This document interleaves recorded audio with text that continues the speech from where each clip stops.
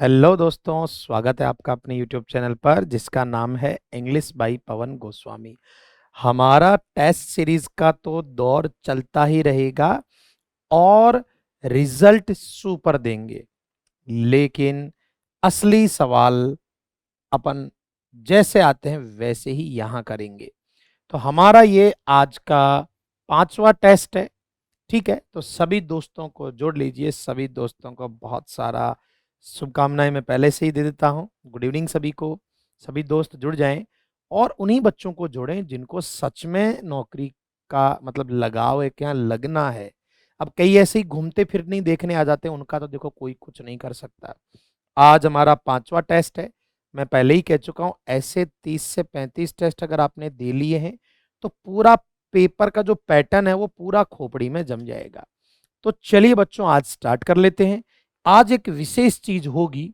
एक तो जब आपका समय चलेगा तब मैं बोलूंगा नहीं, क्योंकि बहुत से बच्चे कह रहे हैं सर थोड़ा सा डिस्टरबेंस होता है। मैं समझता हूं, मुझे आपका सिलेक्शन चाहिए। मेरी बकवास तो बाद में भी होती रहेगी। आपका सिलेक्शन सबसे पहले और सबसे ज्यादा जरूरी है। तो हो जाइए तैयार बच्चों, फिर से शानदार टेस्ट के लिए।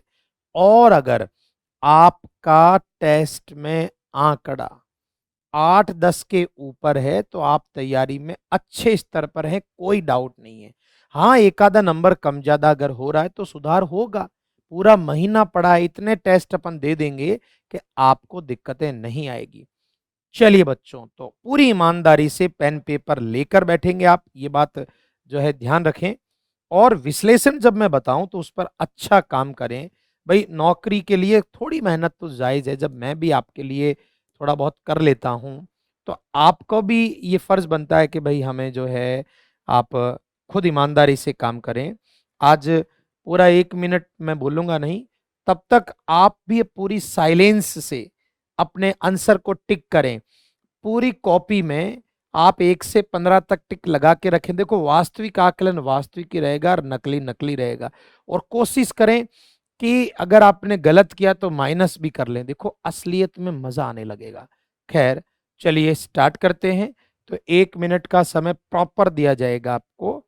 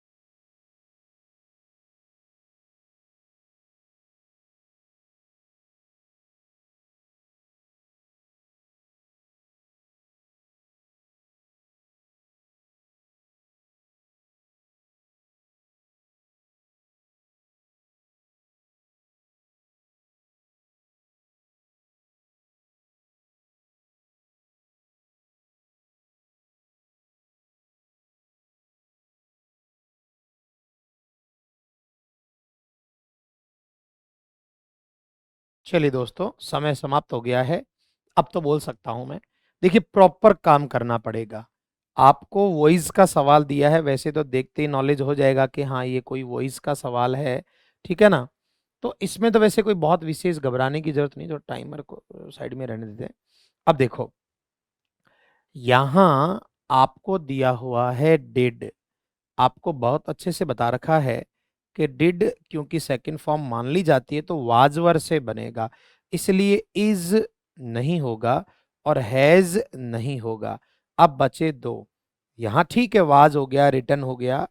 लेकिन हमने बहुत बार अच्छे से पढ़ा है कि अगर पहले से कोई प्रीपोजिशन है उसे हटाया नहीं जा सकता। वो तो रहेगा ही रहेगा। बाई उसके बाद में लगेगा तो वो तो रहेगा ही रहेगा। तो विद रह गया और बाई आ गया। तो ये था हमारा पहला प्रश्न। ठीक है ना। ये भी गलत है क्योंकि आप प्रीपोजिशन को खा नहीं सकते। देखिएगा, ये वास्तविक मूल्यांकन है, इसलिए हर चीज को कॉपी पर लिख भी लिया करें। क्लियर है ये बात। तो 1 मिनट का समय पूरा गहराई से कॉपी में या सीट पर आपके मोबाइल में देखें और हाथ में पेन रखें, अगर आपको वास्तविक रिजल्ट बढ़िया चाहिए तो। चलें बढ़ेंगे आगे।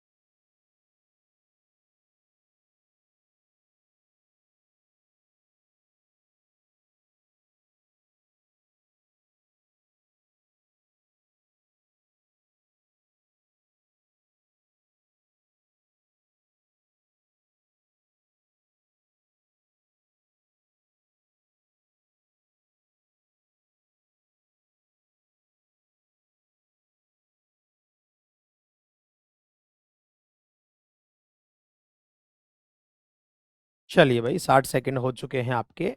अब देखो सेकंड सवाल। यहाँ ये वर्ब की बात कर रहा है, सीधी सी बात है, चारों ऑप्शन वर्ब के, तो वर्ब ही पूछेगा। देखो टेंस के सवाल होते हैं, यहाँ पहचान के नाम पर कुछ नहीं, लेकिन एक चीज इसने होशियारी की है, पहले से एक हेल्पिंग वर्ब दे दी है। और आपको ध्यान होगा ये जो तीनों हेल्पिंग वर्ब के रूप में आती है ना, डू, डज और डिड, इनके बाद जो भी मेन वर्ब आती है, जो भी, वो हमेशा अपने किस रूप में होती है, मूल रूप में, बेस फॉर्म में। तो सेकंड फॉर्म आ गई डिड। तो अब यहां याद रखो, हैज, हैव, हैड का मूल रूप जाने बच्चों कौन सा होता है? यहाँ रवि के साथ हैज मत कर देना, डिड आ तो गया, प्रश्नवाचक में हेल्पिंग वर्ब पहले आ जाती है। तो डिड आते ही, सेकंड फॉर्म आते ही एक वचन बहुवचन का किस्सा समाप्त हो गया। तो डिड का तो इतना ही काम था, डिड आते ही एक वचन बहुवचन खत्म। अब आप देखेंगे मूल रूप। हाँ, अगर यहां मान लो ये डिड नहीं होता, केवल साधारण वाक्य होता, तो रवि के हिसाब से हैज ही करते। तो ये क्वेश्चन बहुत अच्छा है, और इस तरह के 4 क्वेश्चन मैंने अभी जस्ट पेपर्स में भी देखे हैं, तो मैंने आपके लिए भी जोड़ दिया, ताकि बच्चों आपको ये बात ध्यान रहे, क्योंकि बच्चा क्या करता है, फ्लो फ्लो में रवि हैज कर लेता, जो कि बिल्कुल गलत है। रवि से मतलब नहीं है, आपके यहाँ जो भी वर्ब आएगी वो इस हेल्पिंग वर्ब के आधार पर आएगी। भाई अगर वहां इजारे में आता तो आईएनजी आता। क्लियर है ना ये बात? ऐसे काम करना है। चलिए।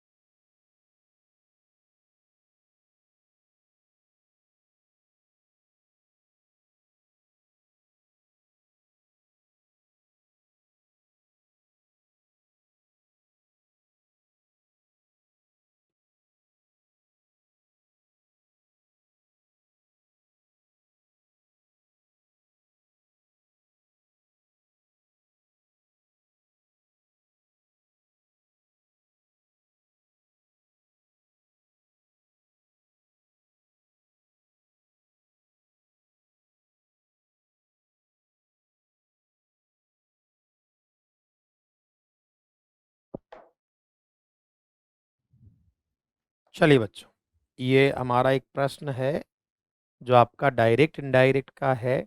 यहाँ कभी भी आप डायरेक्ट इनडायरेक्ट या एक्टिव पैसिव की बात करोगे, तो सीधा सीधा वर्ब के हिसाब से, बहुत सारे बच्चे कमेंट में भी जवाब दे रहे हैं, तो मैं आपको कह दूं बच्चों, बढ़िया है, बहुत अच्छी बात है, लेकिन साथ के साथ आपको कॉपी मेंटेन करनी चाहिए। आप अपना इतिहास खुद लिखेंगे, दूसरा कोई नहीं आने वाला है। देखो यहाँ आई एल ऐसा करके एल लगा रखा, मतलब ये विल सेल मान लेते हैं। जो भी हो विल या सेल बनेगा तो वुड, एक तो ये क्रिया है, और एक है इजारम का वाजवर।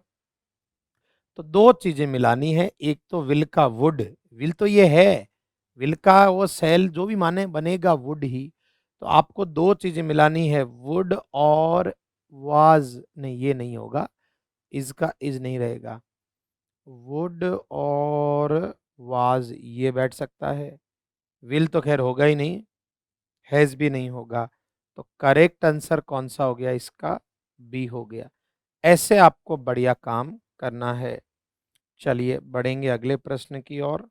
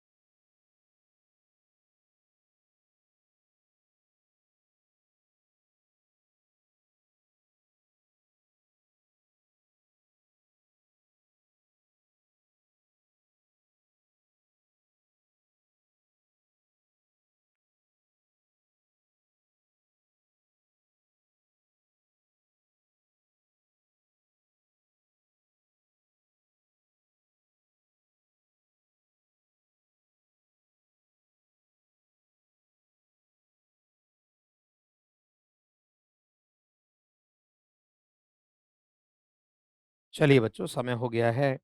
देखो, शकल से पता लग रहा है कि आर्टिकल का सवाल है। सबसे पहले देखोगे कि यहाँ ये कह रहा है कि कोई आदमी और महिला बैठे थे मेरे सामने, ठीक है? तो यहाँ ये पता नहीं कौन महिला या पुरुष है। आपको यहाँ तक कोई जानकारी उपलब्ध नहीं है, तो आपके लिए अनजान है। तो द तो आने का सवाल ही पैदा नहीं होता, ठीक है? अब यहाँ ये कह रहा है कि कोई महिला या पुरुष वहाँ मेरे सामने बैठे थे। यहाँ तक मामला ठीक है। फिर ये आगे उन्हीं के बारे में, और मैंने यहाँ क्लासेस में कह रखा है कि कोई चीज़ दोबारा रिपीट हो, उसी की बात हो तो वो निश्चित हो जाता है। जैसे अपन कहानियों में देखते हैं, once there was a fox. तो ये कह रहा है कि मेरे सामने कोई एक पुरुष, कोई एक महिला बैठे थे। वो जो आदमी था, क्योंकि जिसका ज़िक्र पहले हुआ तो द मैन दोबारा ज़िक्र हुआ है, और वुमेन का ज़िक्र भी दोबारा हुआ है तो क्या होगा? द। तो यहाँ सही आंसर होगा सी। ये यूँ होगा, देखो पेपर के हिसाब से ही सवाल दूँगा मैं, वो छोटे चिल्लर सवाल आप करके खुद को संतुष्टि दें, बात अलग है। परीक्षा के बाद ये नहीं कर पाएँगे आप। तो ये कह रहा है कि मेरे सामने एक महिला और एक पुरुष बैठे थे।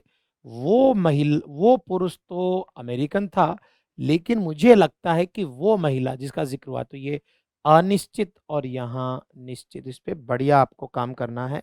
शुरुआत में मैंने बढ़िया क्लासेस में भी अच्छे से बता रखा है। चलिए बढ़ेंगे आगे।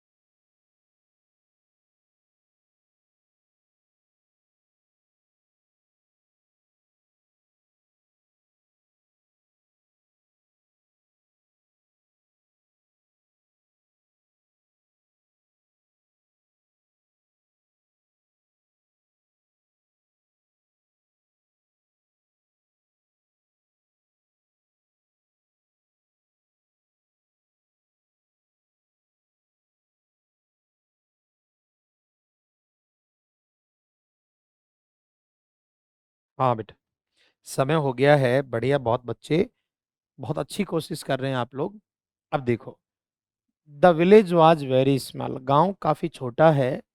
देर वर ओनली डैश हाउसेज। मैं आपको एक यहाँ स्पष्ट कर देता हूँ। हाउसेज में एस लगा है, मतलब यहाँ आप ये देख पा रहे हैं बहुवचन है, और बहुवचन वो होता है जिसको अपन गिन पाते हैं, ठीक है? अब देखो, लिटिल के आगे अनकाउंटेबल ही आता है, ठीक है?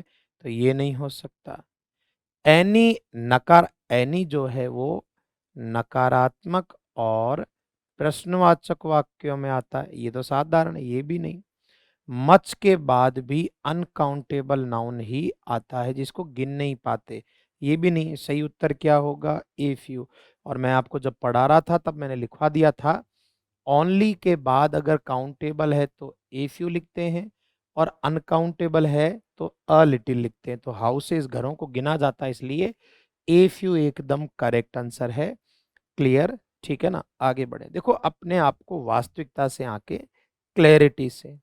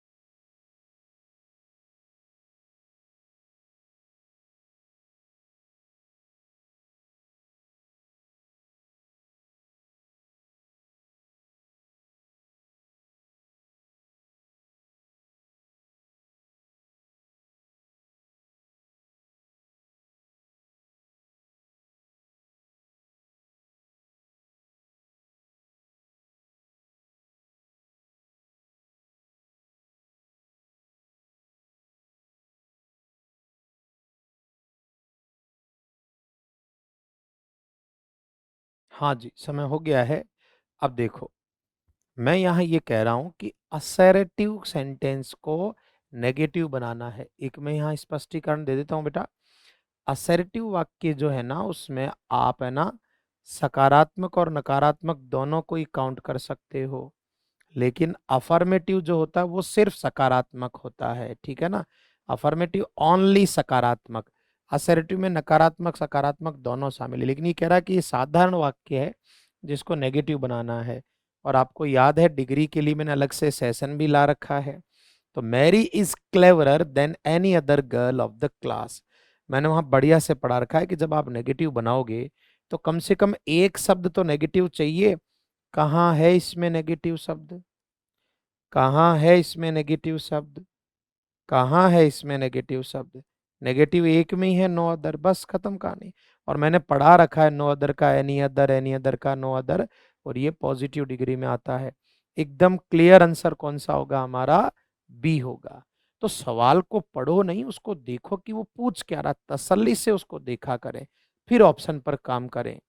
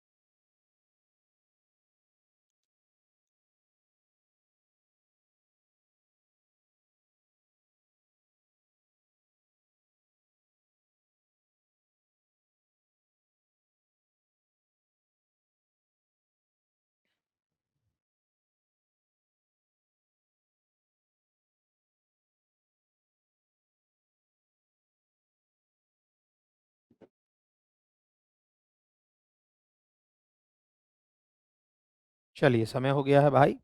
देखो यहाँ ये कह रहा है कि ये प्रश्नवाचक जो वाक्य है इसको साधारण बनाना है, और मैंने आपको बढ़िया से बता रखा था कि साधारण से आप प्रश्नवाचक बनाओ या प्रश्नवाचक से साधारण, सबसे पहली शर्त दोनों में से एक में नेगेटिव होना जरूरी है, और क्रिया इसमें नहीं बदलती। अब यहाँ पहले से ही नॉट है तो इसमें नॉट नहीं होना चाहिए, तो नॉट इसमें है मतलब गलत, इसमें है मतलब गलत। अब बचे आगे। दूसरी बात, क्रिया चेंज नहीं होती है, तो यहाँ वाज का वाज ही चाहिए, इज नहीं होगा, तो हमारा उत्तर क्या हो गया? ये वाला। अगर यहाँ नॉट नहीं होता तो ये सही हो जाता। मैंने ये बात आपको पढ़ाते समय बढ़िया से बता भी दी थी बच्चों कि दोनों में से एक में नॉट होना जरूरी है, ठीक है। बाकी रही बात टॉपिक वाइज की, तो जल्दी ही टॉपिक वाइज टेस्ट का भी शुरू करेंगे। देखिए बेटा, मैं भी अकेला हूँ, बहुत सारा काम होता है तो सबकी सोचनी पड़ती है, सबकी सोचनी पड़ती है, लेकिन कभी गलती से कोई मेरे बारे में नहीं सोचता। यही दुनिया है।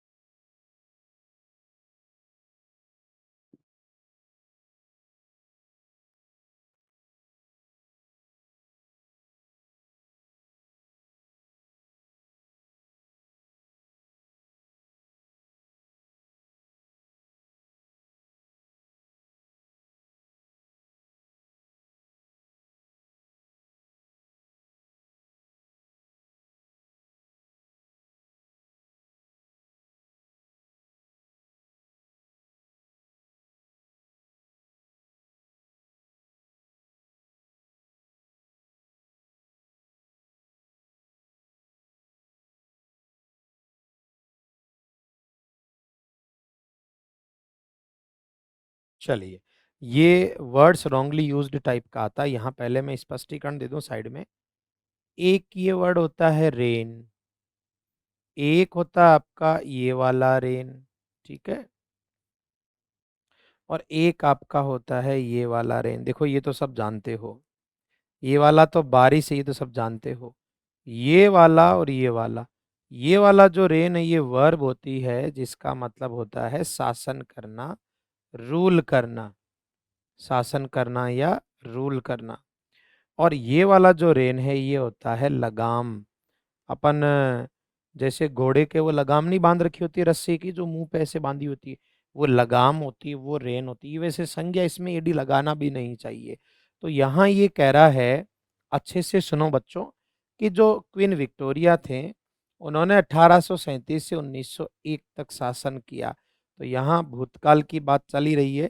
और वैसे भी क्या होगा, यहाँ वो बरसात पानी थोड़ी जो बरसी, तो इसलिए बेस्ट होगा। ये कोई लगाम थोड़ी है, कोई घोड़ा थोड़ी जो लगाम खींचेगा। तो ये थोड़ा अच्छे से इन पे बढ़िया काम करोगे ना, तो अच्छा रिजल्ट निकल कर आएगा।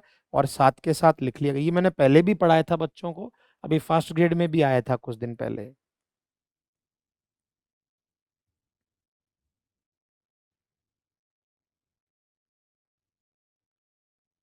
सवाल करने से पहले ऊपर दिए गए निर्देशों को ध्यान से पढ़ें।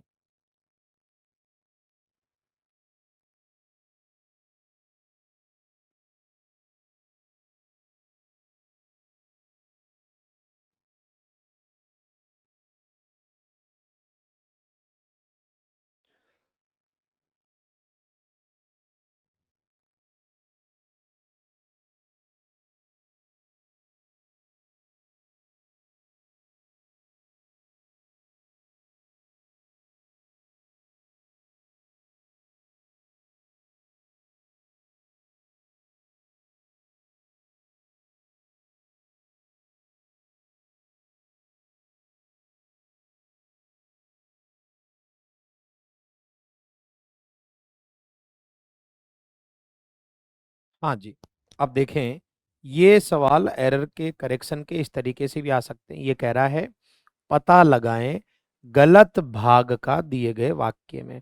ये एक वाक्य है, अध्यापक, उसके साथ में प्रीपोजिशन, और उसके सारे विद्यार्थी कक्षा में हैं। आपको ध्यान हो, सेंटेंस करेक्शन या सब्जेक्ट वर्ब एग्रीमेंट में मैं पढ़ा चुका हूं कि जब भी कभी विद प्रीपोजिशन या विद या कोई भी प्रीपोजिशन आ जाता है, तो वर्ब पहले वाले के हिसाब से, टीचर के हिसाब से यहाँ आर नहीं होना चाहिए था, इज होना चाहिए था। ये मैं पढ़ा भी चुका हूं। तो गलत भाग कौन सा है? बी एकदम करेक्ट होगा। इनमें ज्यादातर वर्ब की गलती रहती है। बेटा आराम से कंटिन्यू रहें, किसी के भी नंबर कम ज्यादा आते रहे, इस बात को लेकर चिंता नहीं करें। समय ऐसा भी आएगा जब आप बहुत अच्छा करने लगेंगे। मैं कह रहा हूं, मैंने बहुत से बच्चे देखे जिनके शुरुआत में 4-4 हो रहे हैं, अब आप 7-8 तक पहुंच गए।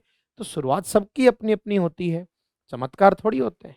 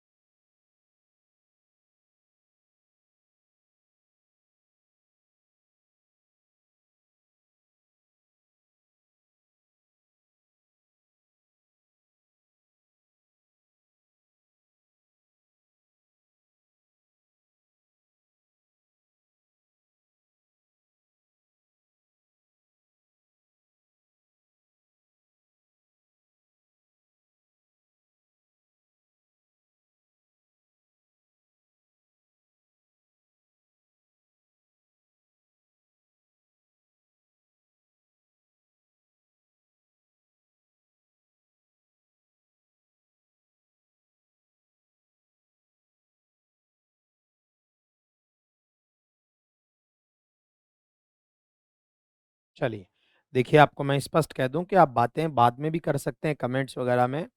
अभी पढ़ाई पर काम करें। कमेंट्स में बात करने के लिए और बहुत सारे, ये वीडियो जब अपलोड हो जाए, अपना पूरा कंप्लीट हो जाए, उसके बाद आप खूब बातें करना। अभी तो पढ़ाई की बात करते हैं। वहां एक शीशा लगा है दीवार पर, कमरे में, लिविंग रूम या कोई सा भी। अब देखो, दीवार पर, ऐसा तो है नहीं कि शीशा दीवार को घेर के खड़ा है, ऐसा तो है नहीं कि नीचे दबा दिया हो, और ऊपर बिना टच होके उड़ तो सकता नहीं, क्योंकि अबव में टच नहीं होता है। तो एकदम करेक्ट है, दीवार पर कमरे में। मैंने बता रखा है, दीवार पर कोई घड़ी चित्र वगैरह लगा रखा होता है ना, वो ऑन आता है। कमरे में है तो यहाँ इन आएगा। एकदम करेक्ट, बहुत बढ़िया चल रहे हैं आप।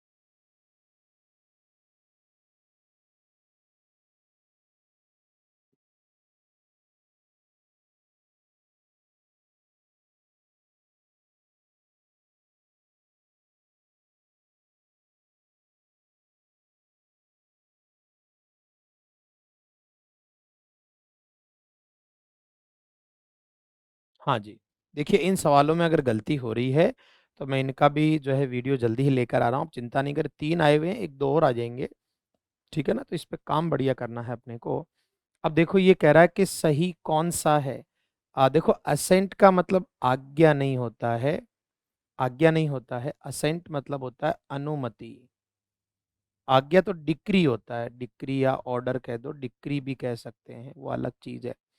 डिफेमेशन एकदम सही है, मानहानि। अरे भाई फेम मतलब नाम और डिफेम यानी खराब कर देना। इनफॉर्मल का मतलब औपचारिक नहीं होता है। इनफॉर्मल आप समझ गए होंगे, औपचारिक होता है फॉर्मल का, ये तो अनौपचारिक है।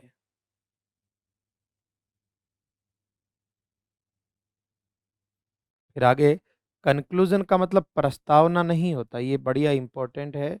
प्रस्तावना जो शुरुआत में होती है उसको कहते हैं प्रीफेस, शुरुआत में।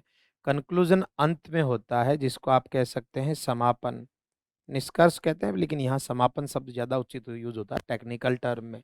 तो ये इस पे एक एक शब्द को लिख लिया करें, पेपर से इतना सहारा मिलता है, आप याद रखें इस बात को। तो ये ऐसे काम करता है, बढ़ेंगे आगे एक एक चीज पर। इन पे एक आध वीडियो बचा वो भी लेकर आऊंगा, और जितने भी बचे होंगे सारे सवालों के माध्यम से करवा दूंगा।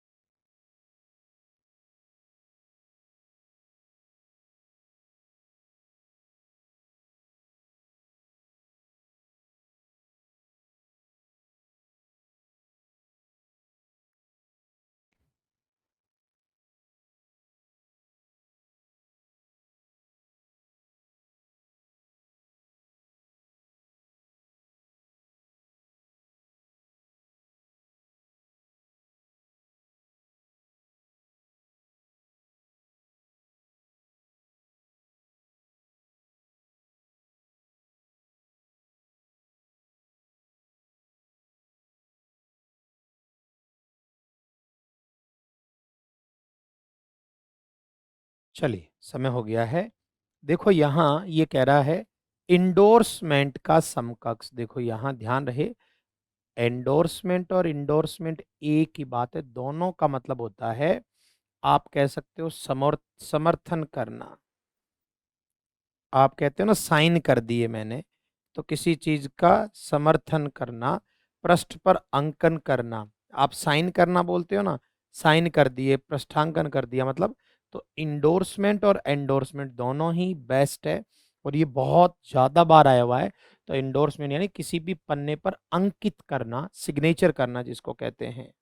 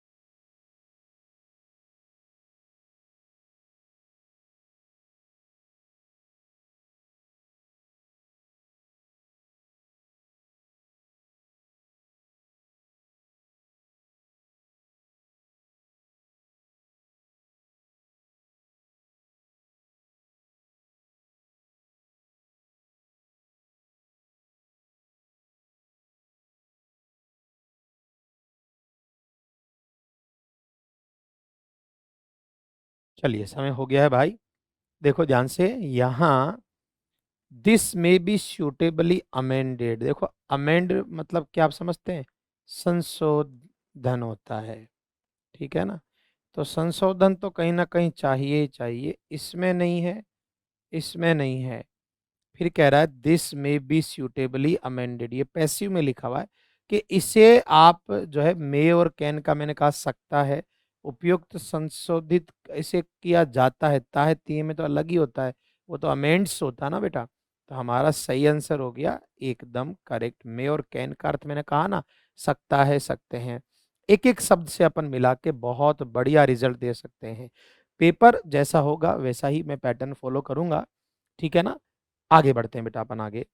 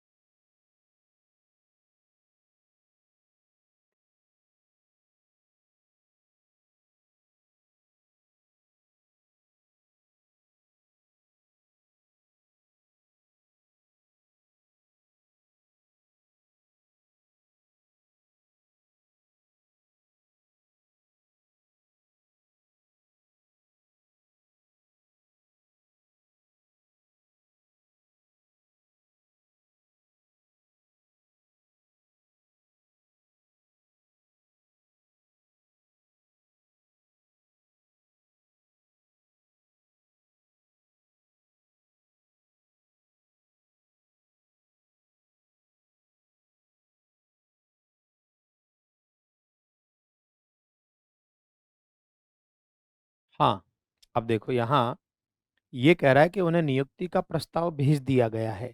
सबसे पहली चीज तो भेज दिया गया है मतलब वर्तमान है, और यहाँ वर्ब है एक सेंड।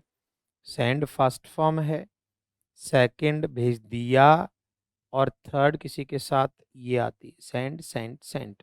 क्लियर है ये चीज? तो अपॉइंटमेंट लेटर भेज दिया गया, अगर ऐसा होता तो आप ये करते, लेकिन वहां है लिखा है, और इसमें तो खैर वर्ब भी नहीं है, तो ये तो खैर गलत है। अब बचे ये दोनों। हैज के साथ फर्स्ट फॉर्म नहीं आती है, कौन सी आती है? Third form. पैसिव में लिखा तब भी आती तो थर्ड फॉर्म ही, तो हैज बीन सेंट उसे भेज दिया गया है, पैसिव में लिखा गया है। ठीक है ना? इस तरीके से तो एक एक चीज को काट के भी आप कर सकते हैं, उत्तर वही बचेगा।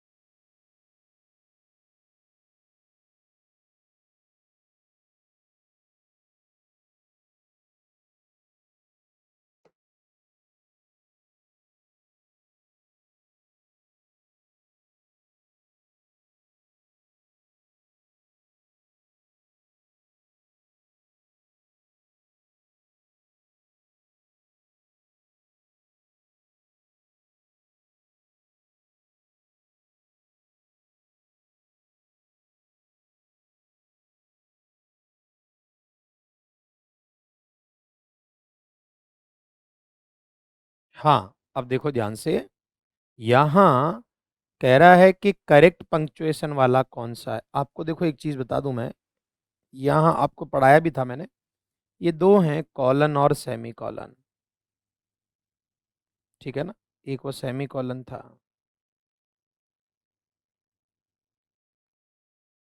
देखो, आपको जब भी एक्स्ट्रा जानकारी देनी हो कि कौन कौन से, तब मैंने कॉलन का बता रखा है। उत्तर तो ये होगा कौन सा? ए। यहाँ कह रहा है कि उसकी 3 हॉबीज हैं, जैसे कि कौन कौन है? पेंटिंग, सिंगिंग और डांसिंग। ये तो करेक्ट है। दूसरी बात बेटा, कॉमा हॉबीज और पेंटिंग एक ही थोड़ी जो कॉमा लगा दी, उसकी 3 हॉबीज हैं। फिर वो कौन सी है? वो एक्स्ट्रा इंफॉर्मेशन के लिए या तो आप डिब्बा बना लेते, या तो आप पैरेंथेसिस बना लेते, वो भी नहीं। तो कॉमा तो तब आता ना जब ये एक जैसे ही होते। हॉबीज अलग है, ये तीनों चीजें अलग है। और सेमी कॉलन सेपरेट करने में आता है, एक दूसरे को जोड़ने में नहीं आता है। ठीक है ना? और वैसे भी इधर तो जरूरत है, क्योंकि कॉमा से तो बात बनेगी नहीं। कॉमा तो यहाँ जरूरी था कि भाई ये तीनों एक जैसे हैं, तो यहाँ।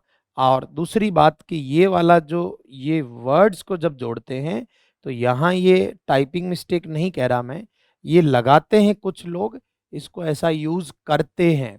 कई बुक्स में इसको दे रखा है कि अगर शब्दों को भी जोड़े एंड तो लगाते हैं, लेकिन हमारे इसको नहीं करना है, तो इसको हटाना ही बेहतर है। ये थोड़ा सा विशेष बात है, इसको अच्छे से ध्यान रखना कि आप जब शब्दों को जोड़ रहे हैं एंड लगा दिए तो जरूरत नहीं है। हाँ, वाक्यों को जोड़ते हैं एंड होता तो लगाते। तो ये मैंने जो है किसी बुक से लिया है क्वेश्चन, वो थोड़ा उस पैटर्न को फॉलो करते हैं, तो इस वजह से तो ये थोड़ा ध्यान रहे कि यहाँ लगा सकते हैं, लेकिन अपन स्टेट गवर्नमेंट के एग्जाम्स में इसका यूज नहीं करते हैं। खैर आंसर तो खैर एकदम करेक्ट यही रहेगा। तो आज के लिए इतना ही। देखो, वास्तविक पेपर वास्तविक ही रहेगा। अगर आपका आंकड़ा 8 के पार है तो आप बहुत अच्छे हो, और अगर 10 के पार है तो इसका मतलब आप एकदम सही जगह चल रहे हो, एकदम बढ़िया जगह। तो आपके कोई भी सुझाव है, मुझे आप लिखकर भेज दें, कमेंट्स में पढ़ लूंगा। और रही बात रिवीजन या बचे हुए पार्ट की, तो वो मेरी जिम्मेदारी पर, जब इतना कराया है तो 4-5 वीडियोस के लिए मैं कोई मना थोड़ी करूंगा। मैं करता हूँ काम, पर मेरे पास भी डिपार्टमेंट का बहुत सारा काम रहता है, तो मैं वो भी देखता हूँ। आज के लिए इतना ही। Thank you.